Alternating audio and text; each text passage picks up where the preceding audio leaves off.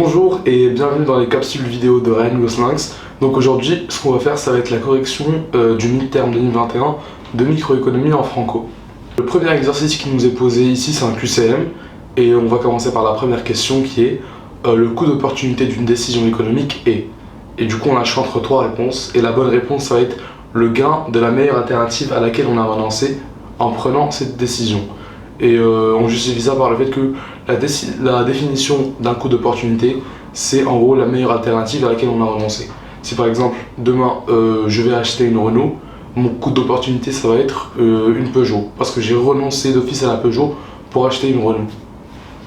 La deuxième question qui nous est posée, c'est un bien inférieur est un bien dont la demande augmente lorsque le revenu augmente.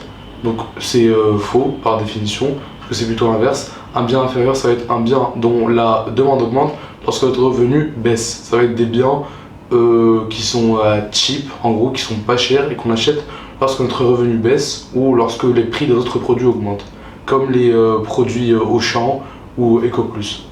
Alors, troisième question ici, c'est aussi longtemps qu'un individu n'a pas atteint son point de satiété, l'utilité marginale que lui apporte la consommation d'un bien addictif est. Et donc la réponse va être la réponse E, donc aucune des réponses proposées, parce que l'utilité marginale ne peut pas être croissante ou décroissante, etc. Elle est soit positive, soit négative. Donc il faut faire attention à ce genre de questions où le prof va clairement essayer de vous piéger. Et donc ici, c'est aucune des réponses proposées. La quatrième question, c'est la constance du taux marginal de substitution technique le long d'une carte d'indifférence indique que les deux biens concernés sont.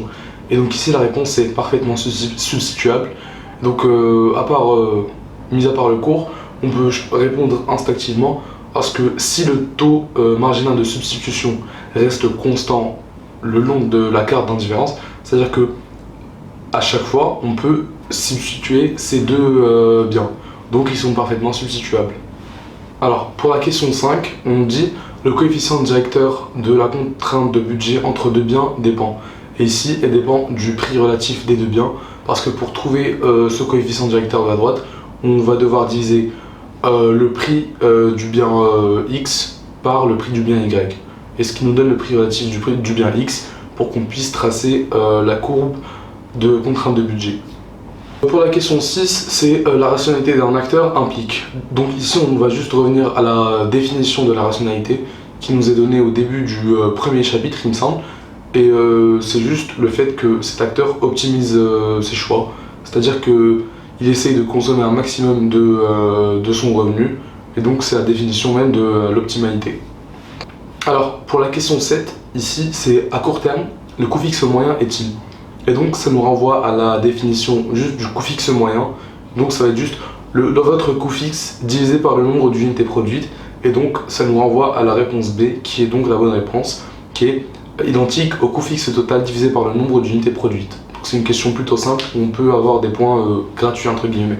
Alors pour la question 9, c'est un agent alloue l'intégralité de son revenu à la consommation de deux biens, un bien de nécessité et un autre bien de luxe. Si le revenu de cet agent double, alors que les prix des deux biens donc de luxe et de nécessité restent inchangés, comment sera constitué son nouveau panier de consommation optimale bien sûr.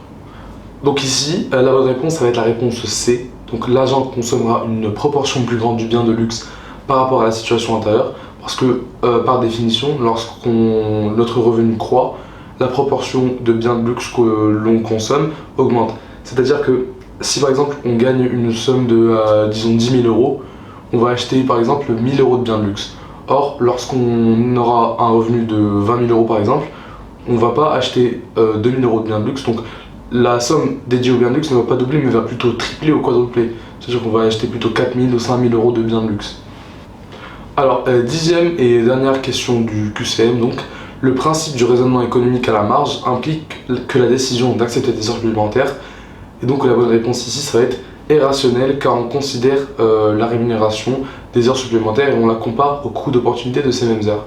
Et donc ici, on nous renvoie encore à la définition du coût d'opportunité, et on remarque ici que c'est rationnel de faire des heures supplémentaires parce que si on travaille pendant ces heures, on gagne de l'argent, alors que si on ne travaille pas, on va juste se reposer et ne pas produire de la liquidité ou de l'argent ou du revenu. Et donc un agent rationnel va plutôt préférer faire des heures supplémentaires, travailler et engranger du revenu, plutôt que de rentrer chez soi et du coup de ne rien produire. Alors pour la deuxième partie, qui est donc la partie des questions courtes, la première question qui nous est posée c'est qu'est-ce que les rendements d'échelle? Donc en ce qui concerne cette question, j'ai pu résumer comment on peut y répondre. Donc ça va être tout d'abord une définition des rendements d'échelle. Donc c'est le rapport entre la variation du capital et du travail sur la variation des quantités. On peut aussi écrire sous la forme petit s est égal à c grand m sur c petit m. Et on peut aussi s'aider de la fonction Cobb-Douglas, ici présente, pour calculer ces mêmes rendements d'échelle. Donc pour calculer les rendements d'échelle, on va calculer delta de k plus L sur delta de q, ou encore c de grand M sur c petit m, ou encore on va additionner alpha et bêta qui sont en exposant.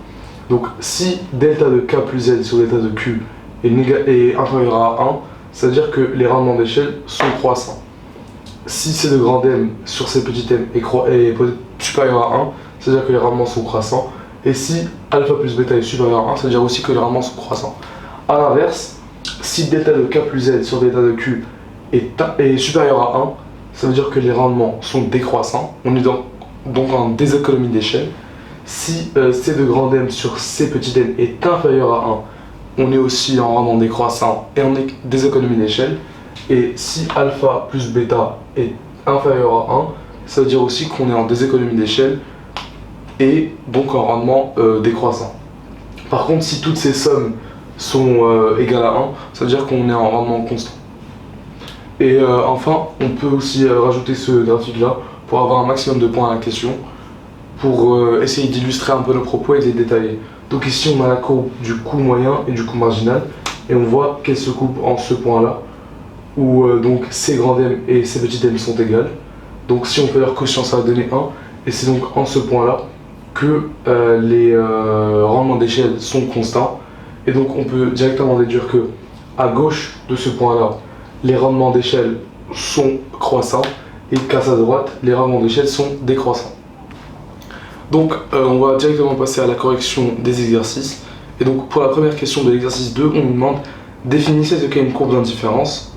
Peut-on en conclure que les paniers PI où I est égal à 1, 2, 3 ou 4 sont situés sur une seule et même courbe d'indifférence de l'agent? Si oui, pourquoi? Donc pour la première question, donc une courbe d'indifférence, c'est une courbe qui va décrire l'ensemble des différents paniers qui vont être composés de deux types de biens et qui vont rapporter la même satisfaction au consommateur. Et donc grâce à cette définition, on peut ainsi affirmer que les différents paniers PI se trouvent sur la même courbe d'indifférence, car le consommateur a le choix de disposer de son revenu comme il veut, et il peut donc ainsi acheter les quantités de magazines qu'il veut, sans pour autant changer son niveau de satisfaction. Donc pour la question 2, on nous demande s'il est possible pour nous de classer les paniers PI et les paniers QJ par ordre de préférence selon la satisfaction qu'ils apportent. Donc si on remarque le tableau, on peut clairement dire oui, parce que les quantités de livres vont en soi rester inchangées, tandis que les quantités de magazines vont varier selon les paniers PI et les paniers QJ. On remarque que dans les paniers QJ, on a beaucoup plus de magazines que dans les paniers PI. Donc ce qui nous permet de dire que tout simplement les paniers QJ apportent plus de satisfaction que les paniers PI parce qu'il y a plus de quantité de magazines dedans et de biens de manière générale. Donc pour la question 3, on nous demande de dessiner deux courbes pour montrer les différents paniers QJ et PI. Donc ici on a les paniers QJ en rouge et PI en bleu. Et donc les différents points qu'on a tracés sur les deux courbes, ça va être les différents paniers de consommation qui vont rapporter la même satisfaction au client. Alors pour la question 4, donc on nous demande de tracer une contrainte budgétaire, sachant que le revenu est égal à 120 €, le prix des livres est de 12 € et le prix des magazines est de 2 €.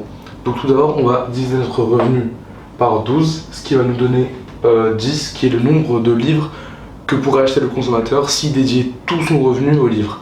Donc on a tout d'abord notre premier point pour notre contrainte budgétaire, et ensuite on va utiliser le même raisonnement mais pour les magazines, ce qui nous donne 60. Donc le consommateur pourrait acheter 60 magazines s'il dédiait tout son revenu aux magazines.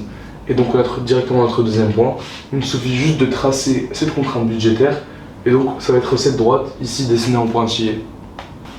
Donc pour la question 5, on nous demande de trouver le point de consommation optimal, et donc ça va être ce point-ci qui a pour abscisse 4 et pour ordonnée 36, parce que tout d'abord il est tangent à la contrainte budgétaire, c'est-à-dire qu'il est dans le budget du consommateur, et c'est aussi celui qui rapporte le plus de satisfaction au consommateur car il lui offre 4 livres et 36 magazines. Et enfin, on peut rajouter qu'il est rationnel de consommer ce panier car il permet au consommateur d'utiliser tout son revenu pour pouvoir consommer et automatiquement se satisfaire. Donc voilà, c'était tout pour la correction du mi-terme de 2021. Donc j'espère que ça vous a plu, que vous avez mieux compris comment allait se dérouler le mi-terme de micro. Et si vous avez encore des questions, des choses que vous n'avez pas compris, vous pouvez me DM sur Facebook, Tahabouch Mama, ou encore aller consulter notre site gintropic.org pour voir notre drive, nos fiches explicatives ainsi que nos corrections. Et voilà, c'était tout. Merci beaucoup d'avoir regardé et j'espère vous voir en cours en présentiel très bientôt. Bye!